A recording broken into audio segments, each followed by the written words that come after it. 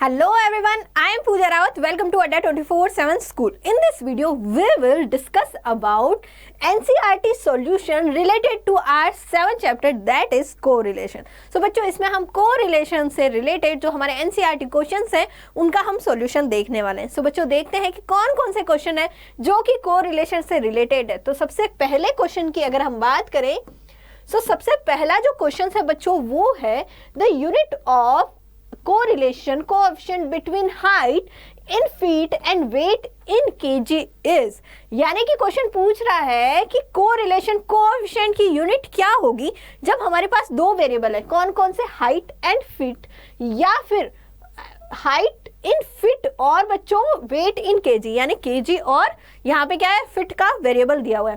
ठीक है मैम. सो पहला ऑप्शन कह रहा है केजी और फीट, दूसरा कह रहा है बच्चों परसेंटेज एंड तीसरा कह रहा है नॉन एग्जिस्टेंट. सो बच्चों पूछ किसका रहा है? मेजरमेंट यूनिट पूछ रहा है बच्चों कोएफिशिएंट कोरिलेशन का. सो बच्चों ये चीज हमने पहले ही पढ़ रखी है कि कोएफिशिएंट और कोरिलेशन क्या है मैम? एक तरह से प्योर नंबर है. क्या होगा? प्योर नंबर होगा. प्योर नंबर का मतलब क्या है?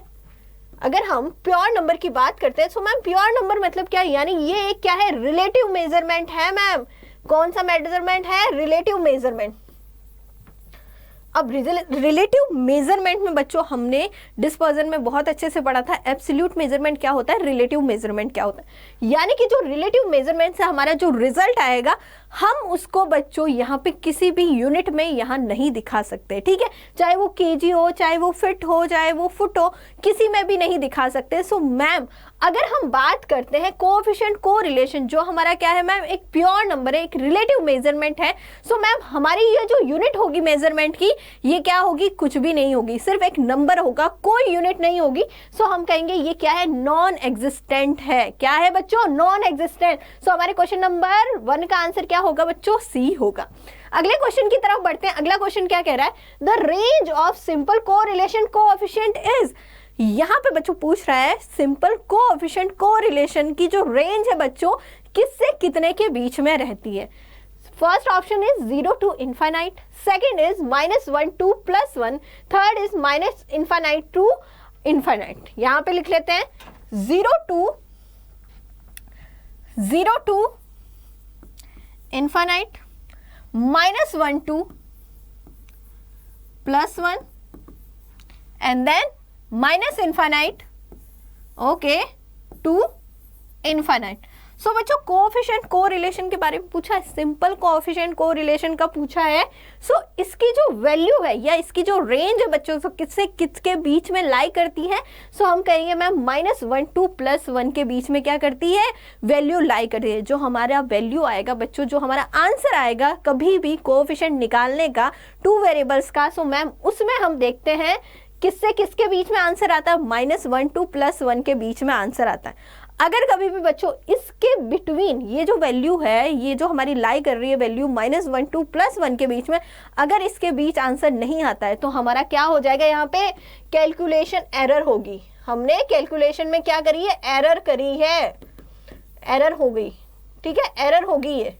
अगर हमारा जो यहाँ पे आंसर आएगा, जो वैल्यूज आएगी कोरिलेशन की, वो -1 से +1 के बीच है, सो हमारे यहाँ पे कैलकुलेशन क्या होगी? एरर होगी. ठीक है बच्चों, क्या होगी? Calculation error. सो हमारा क्वेश्चन नंबर 2 का आंसर क्या हो गया बच्चों? The range of simple correlation coefficient is -1 to +1. Okay, अगले क्वेश्चन की तरफ बढ़ते हैं. अगला क्वेश्चन क्या कह रहा है? If r(x,y) is positive, the relation between x and y is of the type. Okay, question कह रहा है अगर r यानी हमारा कोरिलेशन हो गया, दो वेरिएबल है x और y की. ठीक है, अगर पॉजिटिव है तो बच्चों द रिलेशन बिटवीन x और y is of the type. कौन सा होगा? ठीक है, पॉजिटिव रिलेशन बता रहा है तो x और y का बच्चों यहाँ पे रिलेशन कैसे हो गया, ये किस टाइप का होगा ये बता रहा है. when y increase x increase, when y decrease x increase, when y increase x does not change. ठीक है, अगर बच्चों ये जो कंडीशन आती है, थर्ड से स्टार्ट करते हैं. when y increase x does not increase, तो बच्चों यहाँ पे y में चेंज हो रहा है और x में कोई चेंज ही नहीं हो रहा है. इसका मतलब क्या है कि y का इम्पैक्ट नहीं पड़ रहा है किसी भी तरह से x पे. y का किसी भी तरह से x पे इम्पैक्ट नहीं पड़ रहा है, ठीक है बच्चों। Okay wait a minute. So हम कहेंगे मैम y का कोई भी किसी भी तरह से इम्पैक्ट नहीं पड़ रहा है x पे, ठीक है। सो यहाँ पे क्या है, एक तरह से जीरो कोरिलेशन है, जीरो कोरिलेशन आ गया। उसके बाद में अगर हम बात करें when y decrease n increase, sorry when y decrease x increase, मतलब y डिक्रीज होता है तो x क्या हो रहा है, इंक्रीज होता है, ठीक है। सो इस तरह का रिलेशन क्या है मैम, ये तो नेगेटिव है, क्या है, नेगेटिव है। सो ये तो नेगेटिव रिलेशन हो गया, कोरिलेशन तो हो रहा है पर नेगेटिव कोरिलेशन हो रहा है। फर्स्ट कह रहा है when y increase x is also increase, तो ये वाला जो रिलेशन है मैम, ये वाला कौन सा है, पॉजिटिव है। यानी जिस तरफ एक वेरिएबल जा रहा है दूसरी वेरिएबल भी उसी तरफ जा रहा है, तो वो कौन सा वेरिएबल हो गया, वो कौन सा रिलेशन हो गया हमारा, पॉजिटिव हो गया। अगर बच्चों यहाँ पे कहता व्हेन y इज डिक्रीज और x इज ऑल्सो डिक्रीज, तो भी क्या होता, पॉजिटिव होता। और बच्चों यहाँ पे अपोजिट डायरेक्शन में जा रहा है कोई भी कोरिलेशन, मतलब कोई भी ऐसा रिलेशन जिसमें वेरिएबल अपोजिट डायरेक्शन में जाते हैं, सो वो नेगेटिव हो गया। अब बच्चों एक चेंज हो रहा है, एक वेरिएबल चेंज हो रहा है, दूसरे वेरिएबल पे कोई इंपैक्ट ही नहीं पड़ रहा। सो मैम ये वाला जो क्या हो गया, जीरो कोरिलेशन हो गया। सो हम कहेंगे if R X Y is positive the relation between X and R is of the type, कौन से टाइप का है, so when y increase x is also increase, ठीक है बच्चों। सो हमारे क्वेश्चन नंबर 3 का आंसर है 1 ए। अगले क्वेश्चन की तरफ बढ़ते हैं। अगला क्वेश्चन क्या कह रहा है, if R X Y equal to 0 the variable x and y are linearly related, not linearly related और इंडिपेंडेंट। 3 ऑप्शंस दिए हैं बच्चों। पहला है, कह रहा है जब दो वेरिएबल है x और y, उनमें जो रिलेशन है बच्चों क्या है, 0 है, ठीक है। अब बच्चों ये कह रहा है तो मैम यहाँ पे तो वेरिएबल x और y किस तरह से है, क्या वो लीनियरली रिलेटेड है। लीनियर रिलेटेड होने का मतलब है मैम कि यहाँ पे इस तरह से क्या होगा, ये लीनियरली रिलेटेड होंगे, इस तरह से या इस तरह से क्या होंगे, ये लीनियरली रिलेटेड होंगे। अब बच्चों 0 हो रहा है, 0 है मतलब कि एक का इम्पैक्ट दूसरे पे पड़ ही नहीं रहा। भाई 0 का हमने यही तो देखा था कि यहाँ पे y में चेंजेस हो रहा है, x में कोई चेंजेस ही नहीं हो रहा, ठीक है। सो मैम लीनियर तो नहीं होगा। इंडिपेंडेंट की बात करें तो क्या इंडिपेंडेंट होगा, इंडिपेंडेंट भी नहीं होगा।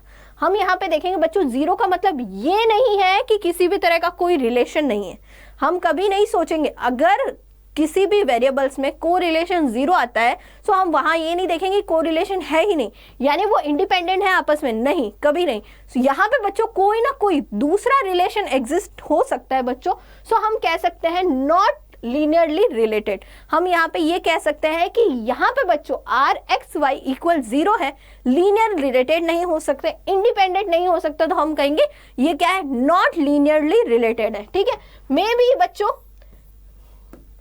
एक सेकेंड, मे बी ये कुछ इस तरह से हमारे डायग्राम पे बने हो, ठीक है, कुछ इस तरह से हमारे डायग्राम पे बने हो, ठीक है, यानी कर्वी लीनियर हो सकते हैं। सो मैम हम कह सकते हैं ये क्या है, नॉन लीनियरली रिलेटेड होंगे, लीनियरली रिलेटेड नहीं होंगे बल्कि ये नॉन लीनियरली रिलेटेड होंगे।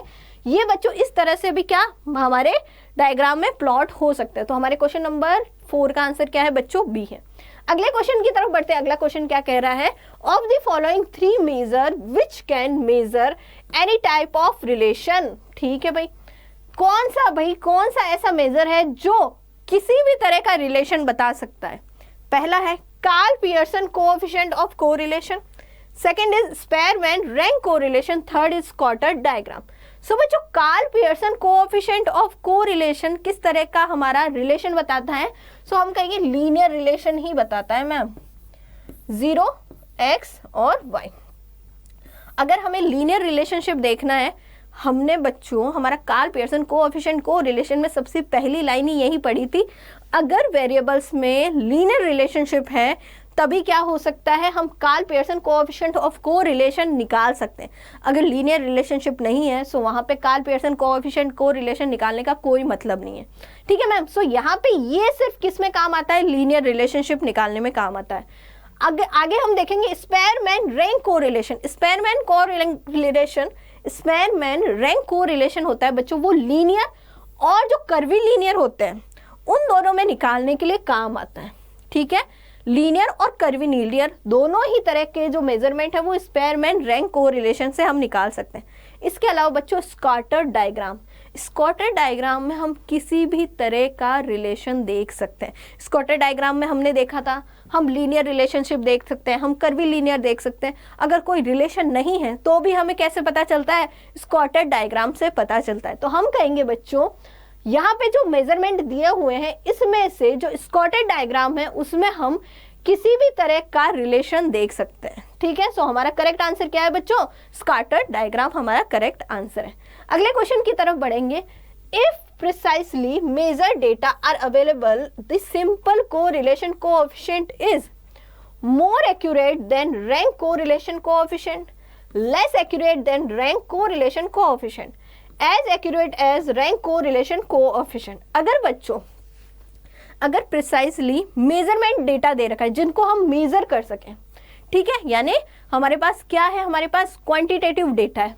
ठीक है मैम, अगर हमारे पास अवेलेबल है और हम सिंपल कोरिलेशन कोएफिशिएंट, यानी सिंपल कोरिलेशन कोएफिशिएंट क्या हो गया हमारा, कार्ल पियर्सन कोरिलेशन कोएफिशिएंट। ठीक है, अब बच्चों कार्ल पियर्सन कोएफिशिएंट कोरिलेशन निकालते हैं। सो बच्चों इससे मतलब कार्ल पियर्सन कोएफिशिएंट कोरिलेशन निकालने से हमारे पास मोर एक्यूरेट रिजल्ट आएगा, किससे, रैंक कोरिलेशन कोएफिशिएंट से, या लेस एक्यूरेट रिजल्ट आएगा रैंक कोरिलेशन कोएफिशिएंट से, या फिर सेम एक्यूरेट रिजल्ट आएगा जैसा कि रैंक कोरिलेशन कोएफिशिएंट में आया है। सो मैम सबसे पहली बात तो सबसे ज़्यादा यूज होने वाला हमारा कोरिलेशन कौन सा है, कार्ल पियर्सन कोरिलेशन कोएफिशिएंट है। सो हम कहेंगे अगर हमारे पास एक्यूरेट डेटा है, हमारे पास मेजरेबल डेटा है और उससे अगर हम कार्ल पियर्सन कोएफिशिएंट कोरिलेशन निकालते हैं, सो मैम इससे हमें मोर एक्यूरेट डेटा मिलता है, मोर एक्यूरेट डेटा मिलता है किससे, रैंक कोरिलेशन कोएफिशिएंट में। क्योंकि बच्चों रैंक कोरिलेशन कोएफिशिएंट किस में यूज होता है, उसमें यूज होता है जो हमारे क्वालिटेटिव डेटा है जिनको हम मेजर नहीं कर पाते। जहाँ क्वांटिटेटिव डेटा आ जाता है वहाँ क्या एप्लीकेबल होता है, हमारा कोरिलेशन कोएफिशिएंट, सॉरी हमारा कार्ल पियर्सन कोरिलेशन कोएफिशिएंट ही वहाँ पे बच्चों यूज होता है। सो हम कहेंगे इसका आंसर क्या है बच्चों, ए इज अ राइट आंसर। अगले क्वेश्चन की तरफ बढ़ते हैं। अगला क्वेश्चन कह रहा है why is R preferred to covariance as a measure of association?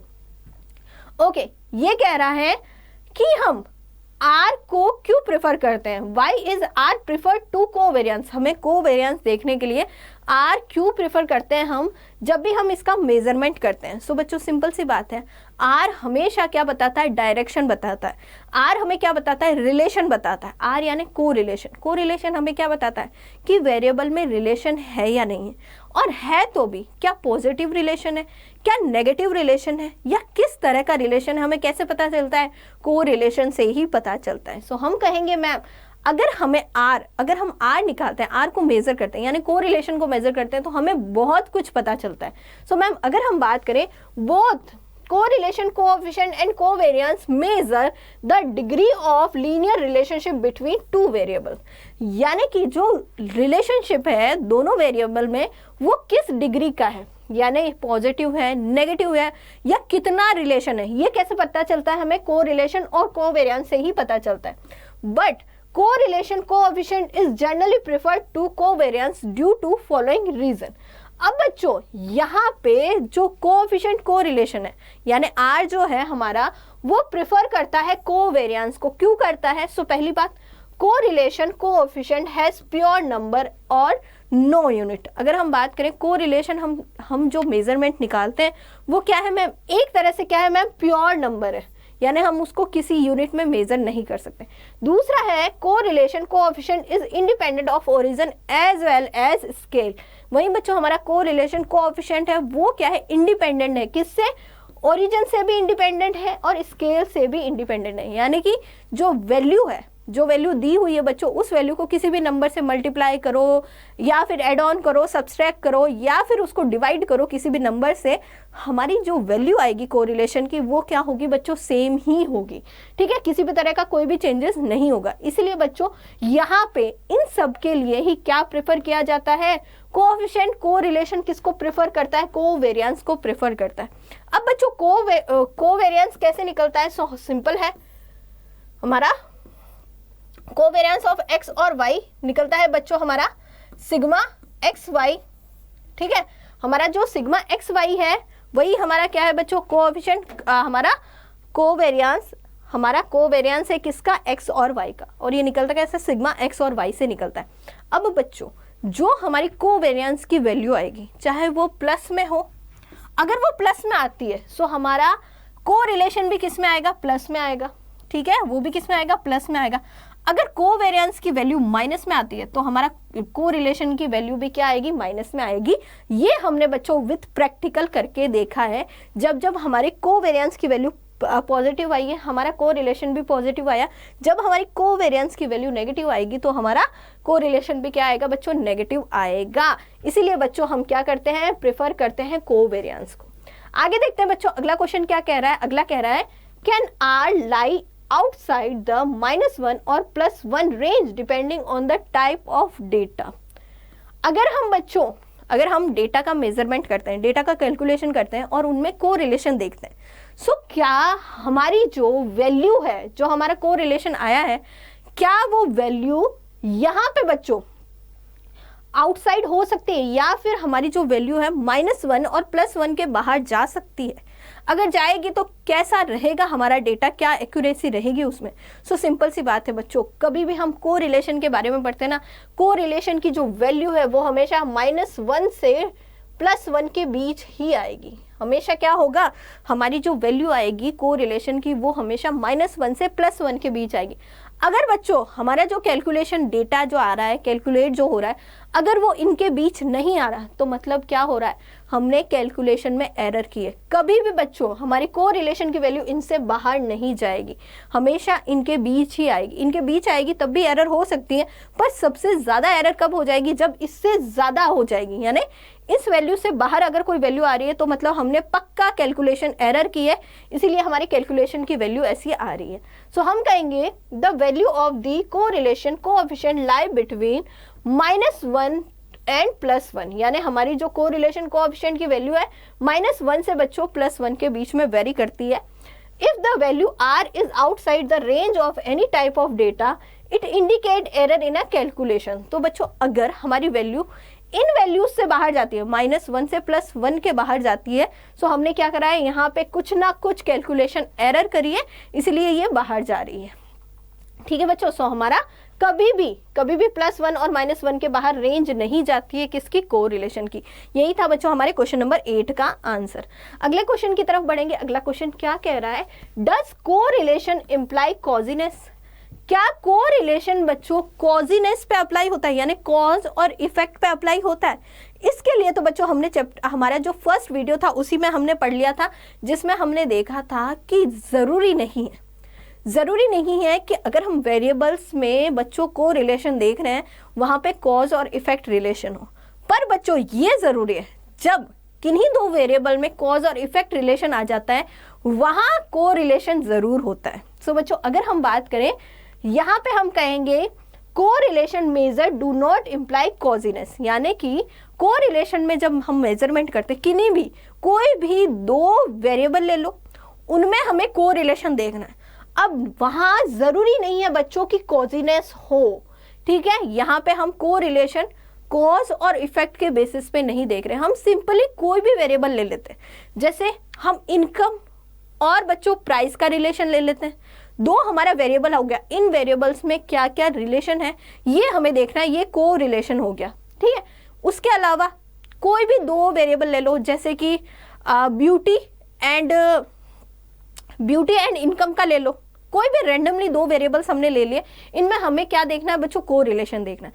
सो हम कहेंगे हम जो को रिलेशन देखते हैं ना मैम वेरिएबल के बीच में, उसमें कभी भी हम कॉजीनेस को नहीं डालते हैं। जहाँ कॉजीनेस, सिंपल सी बात है, अगर दो वेरिएबल है उसमें कॉज और इफेक्ट है उसमें को रिलेशन जरूर रहेगा, पर ये जरूरी नहीं है जहाँ हम को रिलेशन देख रहे हैं वहाँ कॉज और इफेक्ट रिलेशन हो, ठीक है बच्चों। सो हम कहेंगे correlation measure covariance and not कॉजीनेस।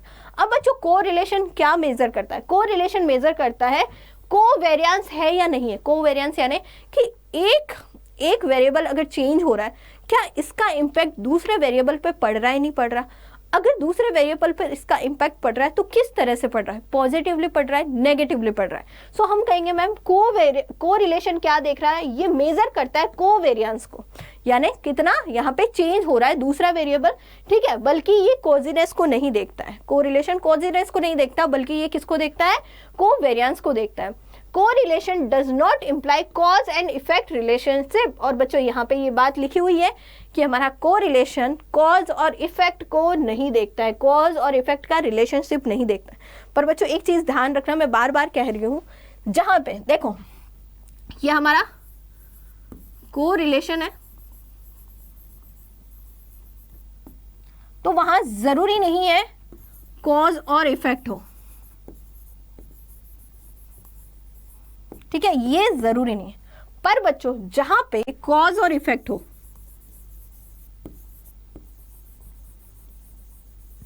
वहां कोरिलेशन होना जरूरी है, ठीक है, वहां कोरिलेशन होना जरूरी है, ठीक है, वहां क्या होगा, कोरिलेशन होना जरूरी है मैम। सो हम कहेंगे यहां पे हमने दो चीजें देखी, अगर दो वेरिएबल्स में हम कोरिलेशन देख रहे हैं सो वहां पे कॉज और इफेक्ट होना जरूरी नहीं है। पर अगर हम कॉज और इफेक्ट देख रहे हैं, जैसे हम प्राइस और डिमांड का देख लेते हैं बच्चों, हम किसका देखते हैं,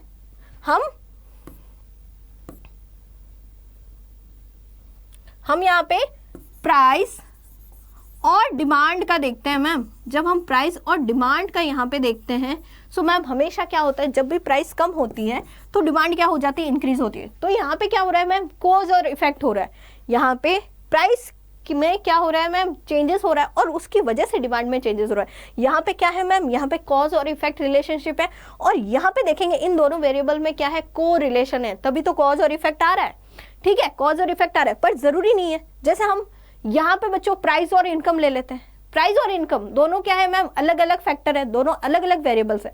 अब इन दोनों में किस तरह का रिलेशन है वो देखना क्या मैम हो गया, को रिलेशन हो गया, ठीक है, और वहां पे कॉज और इफेक्ट नहीं होता है, ठीक है बच्चों। So the knowledge of correlation only give us the idea of the direction and intensity of change in a variable when the correlated variable change, ठीक है बच्चों। क्या कह रहा है, ये कह रहा है जब हम कोरिलेशन के बारे में जानते हैं तो बच्चों इससे हमें क्या पता चलती है, हमें आइडिया होता है किसका, हमें डायरेक्शन होता है, और बच्चों इंटेंसिटी टू चेंज, और हम देखते हैं, हमें सबसे पहले तो हमें पता चलता है कि वेरिएबल्स में कितना रिलेशन है, दूसरा हमें पता चलता है कि ये किस डायरेक्शन में मूव कर रहे हैं, यानी हमारा जो है बच्चों डायरेक्शन पता चलता है, वेरिएबल किस तरह से कैसे मूव कर रहे हैं हमें पता चलता है, और हमें ये भी पता चलता है कि वो दोनों एक दूसरे से कितना रिलेटेड है, क्या उनमें रिलेशन स्ट्रांगली रिलेटेड है, क्या वो परफेक्टली रिलेटेड है, या फिर उनमें जो रिलेशन है वो बच्चों कम है, ठीक है बच्चों। सो ये हमें कैसे पता चलता है, हमें को रिलेशन से पता चलता है, डायरेक्शन पता चलता है, कितना चेंज हो रहा है वेरिएबल्स में ये पता चलता है, और बच्चों यहाँ पे कैसे को रिलेट है वेरिएबल्स आपस में ये पता चलता है। सो बच्चों ये हमने देखा द प्रेजेंस ऑफ को relation between two variable x and y simply means that when the value of one variable is found to change in one direction, the value of the other variable is found to change either in the same direction, positive change, or in the opposite direction, negative change in a defined way। अब बच्चों अगर हम correlation की बात करते हैं तो correlation जो कि हम टू वेरिएबल्स में देखते हैं मैम, कोई भी x और y वेरिएबल है, सो यहाँ पे बच्चों हमें जो वेरिएबल जो चेंज हो रहा है उसकी डायरेक्शन पता चलती है। डायरेक्शन कैसे कि पॉजिटिव चेंज है या नेगेटिव, कैसा पॉजिटिव चेंज है या नेगेटिव।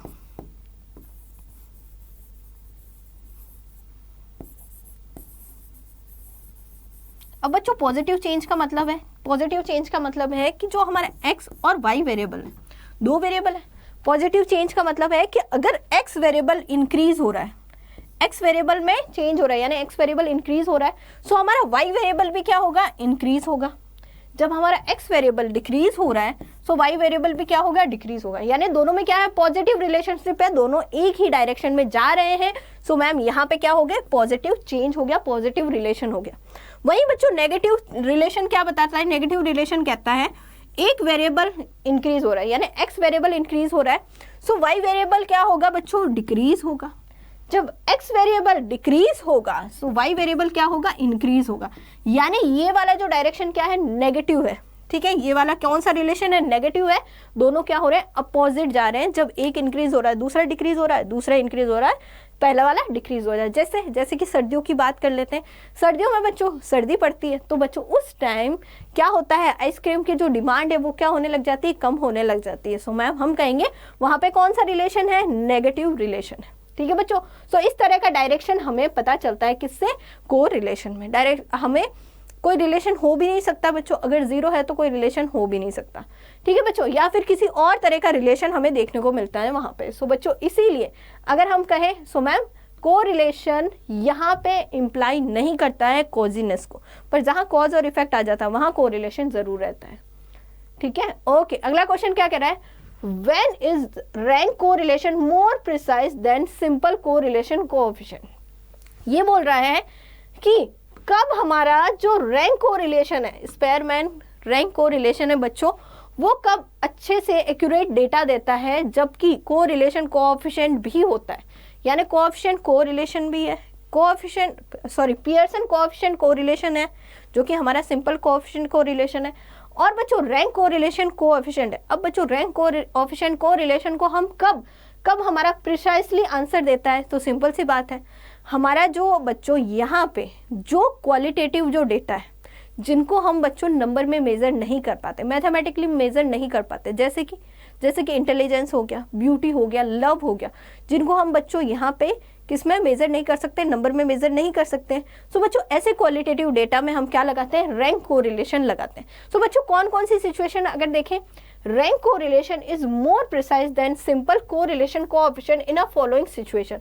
कौन सी हो गई, पहला है when the measurement of the variable are suspected in a, ठीक है, when the measurement of a variable are suspected, यानी कि हमारे पास क्वालिटेटिव डेटा है, क्वांटिटेटिव डेटा है, यानी मेजरमेंट वाले डेटा है, पर हमारे पास मैम उसको मेजर करने के लिए कोई भी इक्विपमेंट नहीं है। जैसे कि वेट किस में मेजर होता है मैम, किसी भी पर्सन का वेट हमें चेक करना है तो उसके लिए एक मशीन लगती है प्रॉपर। अब बच्चों वो मशीन नहीं है तो हम कैसे चेक करेंगे, उसके लिए हम रैंक कोरिलेशन का यूज करेंगे। जैसे समझो, in a remote village where measuring rods and a weighing scale are not available, ठीक है, यानी एक बहुत ऐसा गांव है जहां पे बच्चों हमें क्या है, हमें वेट और हाइट को मेजर करना है। अब बच्चों वेट और हाइट को मेजर करने के लिए वहां पे कोई भी इक्विपमेंट्स नहीं है, ठीक है बच्चों। Height and a weight of people cannot be measure as precisely but the people can be easily ranked in a term of height and weight. तो बच्चों वहाँ पे हम कैसे करेंगे, हम वहाँ पे मेजर कैसे करेंगे। सो सिंपल सा है, जो हमें ज़्यादा मोटा लगेगा तो हमें लगेगा कि वो क्या है, उसका वेट ज़्यादा है। जिसकी हाइट अच्छी सी लंबी है सो हम बात करेंगे कि ये क्या है, ये सबसे लंबा है, तो हम रैंक दे देंगे, ठीक है। अब जो जितना ज़्यादा मोटा होगा उसको फर्स्ट रैंक, जैसे जैसे पतले होने की तरफ जाएंगे वैसे वैसे सेकेंड, थर्ड और फोर्थ रैंक। जैसे जिसकी हाइट सबसे लंबी होगी उसको फर्स्ट रैंक, देन जो छोटे छोटे होते जाएंगे सो उनको आगे की रैंक हम देते रहेंगे। यानी कि जब मेजरमेंट हमारे पास नहीं हो वेरिएबल के लिए तो हम क्या यूज कर सकते हैं, रैंक कोरिलेशन यूज कर सकते हैं। अगला है बच्चों, when data is qualitative if it is difficult to qualify qualities as such as fairness, honesty etcetera, ranking में be better alternative to quantify of qualities. अब बच्चों ऐसे क्वालिटेटिव डेटा जिनको हम बच्चों यहाँ पे मेजर नहीं कर सकते हैं नंबर में, जैसे फेयरनेस हो गई, ब्यूटी हो गई, ऑनेस्टी हो गई, इंटेलिजेंस हो गई। अब बच्चों क्या हम इनको नंबर में मेजर कर सकते हैं? नहीं मैम, हम नहीं कर सकते। सो बच्चों इसमें हम कौन सी, इन क्वालिटीज में हम कौन सा यहाँ पे मेजर करेंगे, कोएफिशिएंट कोरिलेशन कैसे देखेंगे? सो मैम इनको रैंक दे देंगे, ठीक है, इनको हम रैंक दे देंगे और रैंक के बेसिस पे हम क्या करेंगे, इनको यहाँ पे मेजर करेंगे। आगे बच्चों, when data has extreme value, sometimes the correlation coefficient between two variables with extreme value may be quite different from the coefficient without the extreme value। अगर बच्चों कोई वेरिएबल है जिसमें एक्सट्रीम वैल्यूज दी हुई है, या तो बहुत छोटी वैल्यूज दी हुई है या बहुत बड़ी वैल्यूज दी हुई है, ऐसी एक्सट्रीम वैल्यूज दी हुई है। अब बच्चों उन एक्सट्रीम वैल्यूज में हमें किस तरह से कोरिलेशन निकालना है, सो हम वहाँ पे यूज क्या करेंगे, हमारा रैंक कोरिलेशन यूज करेंगे। Under these circumstances rank correlation provide a better alternative to simple correlation. और बच्चों ये सारे सर्कमस्टांसेस हैं जिसमें हम क्या करेंगे, यहाँ पे सिंपल कोरिलेशन की जगह हम यूज क्या करेंगे, रैंक कोरिलेशन का यूज करेंगे। ये सारे अगर बच्चों ये वाले नहीं हो तो मैम हम कौन सा यूज करेंगे, सबसे इजी हमारा यूज करना है और सबसे वर्ल्ड वाइड जो यूज होता है वो हमारा कार्ल पियर्सन कोएफिशिएंट कोरिलेशन है। ठीक है बच्चों, सो हमारा क्वेश्चन नंबर 10 का आंसर हमने देख लिया। अगले क्वेश्चन की तरफ बढ़ते हैं। अगला क्वेश्चन क्या कह रहा है, does zero correlation means independence. क्या जीरो हमें यहाँ पे बताता है कि जो कोरिलेशन है दो वेरिएबल का x और y का, इनमें बच्चों कोई रिलेशन नहीं है और ये आपस में इंडिपेंडेंट है। सो हम कहेंगे नहीं मैम, अगर जीरो कोरिलेशन है इसका मतलब ये नहीं है कि वो जो x और y वेरिएबल है वो एक दूसरे से क्या है बच्चों, इंडिपेंडेंट है। मे भी वहां पे किसी और तरह का कोई रिलेशन एग्जिस्ट करता हो जो हमें बच्चों यहाँ पता नहीं चल रहा हो। ठीक है, सो हम ये नहीं कह सकते कि अगर x और y क्या है उनका रिलेशन जीरो है तो वो आपस में इंडिपेंडेंट है, कोई रिलेशन नहीं होगा। नहीं, वहां पे किसी और तरह का रिलेशन हमें देखने को मिल सकता है। So zero correlation does not mean independent. If there is zero correlation R X Y equal to zero, it means the two variables are uncorrelated and there is no linear relationship between them. ठीक है, अगर बच्चों हमारा two variables हैं, correlation two variables में zero है, so हम कहेंगे मैम ये जो टू वेरिएबल्स हैं ये अनकोरिलेटेड है, ये आपस में क्या है, ये कोरिलेटेड नहीं है। यहाँ पे बच्चों कौन सा रिलेशन नहीं होगा, लीनियर रिलेशनशिप नहीं होगा, बट वहां पे कोई और रिलेशनशिप हो सकता है। However other type of relation may be there and they may not be independent. So बच्चों यहाँ ये समझने की गलती मत करना कि जीरो कोरिलेशन का मतलब है कोई तरह का रिलेशन नहीं होना या फिर इंडिपेंडेंट होना। यहाँ पे भले ही वो कोरिलेटेड ना हो या अनकोरिलेटेड हो भले ही वेरिएबल, पर यहाँ पे बच्चों कोई और तरह का रिलेशन है वो एग्जिस्ट हो सकता है। Other type of relation may be there, इसीलिए हम क्या कहते हैं वो आपस में इंडिपेंडेंट नहीं है। ठीक है बच्चों, -1 से +1 के बीच में वेरी करती है हमारी कोरिलेशन की वैल्यू। अगर जीरो है तो मैम वहाँ पे वो क्या होंगे, वो यहाँ पे बच्चों क्या है, इंडिपेंडेंट नहीं होंगे। भले कोरिलेटेड नहीं हो पर वो इंडिपेंडेंट नहीं होंगे, उसमें किसी और तरह का रिलेशन हमें देखने को मिल सकता है। सो हमारे क्वेश्चन नंबर 11 का आंसर। अगला क्वेश्चन है बच्चों, क्या कह रहा है, अगला क्वेश्चन की बात करें, can simple correlation coefficient measure any type of relationship. क्या बच्चों simple correlation coefficient any type of relationship को यहाँ पे मेजर कर सकता है। सो बच्चों correlation coefficient can measure only linear relationship. अगर हम बात करें सो कोएफिशिएंट कोरिलेशन सिर्फ लीनियर रिलेशनशिप को ही यहाँ पे बच्चों क्या कर सकता है, मेजर कर सकता है। अगर बच्चों नॉन लीनियर है या कर्वी लीनियर है, कर्वी लीनियर इस तरह से, ठीक है, अगर इस तरह का जो रिलेशन है बच्चों, चाहे वो पॉजिटिव हो या चाहे नेगेटिव हो, चाहे पॉजिटिव हो या चाहे नेगेटिव हो, अगर लीनियर रिलेशनशिप है तभी कोरिलेशन हम मेजर कर पाएंगे। अगर बच्चों किसी भी तरह का यहाँ पे कर्वी लीनियर हो, चाहे ऐसे हो चाहे ऐसे हो, इस तरह का कर्वी लीनियर अगर रिलेशन है तो हम कहेंगे वहां पे एप्लीकेबल नहीं होगा coefficient correlation, Karl Pearson coefficient correlation, यानी सिंपल यहाँ पे कोरिलेशन एप्लीकेबल नहीं होगा। सो इस केस में नहीं होगा। सो यहाँ पे सिर्फ किस में होगा, लीनियर रिलेशनशिप में ही होगा। सो हमारे क्वेश्चन नंबर 12 का आंसर। अगले क्वेश्चन की तरफ बढ़ते हैं। क्या कह रहा है, list some variable where accurate measurement is difficult. अगर हम बात करें मैम, कुछ वेरिएबल्स के बारे में बताना है जिसमें एक्यूरेट मेजरमेंट थोड़ा क्या होता है, डिफिकल्ट होता है। ठीक है बच्चों, सो बच्चों ऐसे कौन कौन से हो गए जो हम मेजर नहीं कर सकते नंबर में, वो वाले जो हमारे बच्चों वेरिएबल्स हैं वो क्या होता है, वो एक्यूरेट मेजर नहीं कर पाते हम उनको, यानी हम यहाँ पे कार्ल पियर्सन कोएफिशिएंट कोरिलेशन नहीं लगा सकते, हमें वहाँ पे रैंक कोरिलेशन यूज करना पड़ता है। अगर हम बात करें क्वालिटेटिव वेरिएबल्स जैसे ब्यूटी, इंटेलिजेंस और ऑनेस्टी, ठीक है, इस तरह के जो वेरिएबल्स हैं तो क्या हम उनको नंबर दे सकते हैं, मतलब क्या हम उनको एज अ नंबर के टर्म में बता सकते हैं। कभी किसी इंटेलिजेंस, जैसे आपकी क्लास में भी जो इंटेलिजेंट बच्चा पढ़ रहा होगा, जो इंटेलिजेंट है, क्या आप उसका मेजरमेंट कर सकते हो? नहीं, उसकी इंटेलिजेंस 100 के इक्वल है, नहीं उसकी इंटेलिजेंस 1000 के इक्वल है, क्या हम कर सकते हैं? नहीं मैम। ऑनेस्टी को क्या हम मेजर कर सकते हैं नंबर में? क्या लव को मेजर कर सकते हैं नंबर में? नहीं मैम। जो हमारे क्वालिटेटिव मेजरमेंट होते हैं उनको हम कभी नंबर में मेजर नहीं कर पाते, ठीक है, तो हमें एक्यूरेट मेजरमेंट भी नहीं मिलता। इसके अलावा बच्चों, it is also difficult to measure subjective variable such as poverty, development. यहाँ पे पुअर्टी, डेवलपमेंट, ये जो है बच्चों ये सब्जेक्टिव मेजरमेंट है, ठीक है, इनको भी हम यहाँ पे बच्चों मेजर नहीं कर पाते हैं। इसीलिए बच्चों यहाँ पे हमें ये वाले जो वेरिएबल्स हैं इनका यहाँ पे क्या मिलता है? एक्यूरेट मेजरमेंट क्या है इनका? बहुत डिफिकल्ट होता है और यहाँ पे हमारा सिंपल कोरिलेशन यूज नहीं होता है, यानी कि कार्ल पियर्सन कोएफिशिएंट कोरिलेशन हम यूज नहीं कर पाएंगे मैम, बल्कि हम कौन सा यूज करते हैं? Rank correlation, Spearman rank correlation, coefficient correlation का हम यूज करते हैं। और इसकी वैल्यू भी क्या होती है? -1 से +1 में क्या करती हैं? वेरी करती हैं, लाई करती हैं। किससे किसके बीच में? -1 से +1 के बीच में लाई करती है। सो मैम यहाँ पे हमने क्वेश्चन नंबर 13 का आंसर देखा। सो बच्चों यहाँ पे which are interpreted differently by different people, ठीक है, यहाँ पे बच्चों ये चेंज होता रहता है डिफरेंट पीपल में। यहाँ पे क्या होता है? अलग अलग पर्सन में ये चेंज होती रहती है। सो बच्चों आज के सेशन में हमने कोरिलेशन से रिलेटेड 13 क्वेश्चन किए थे।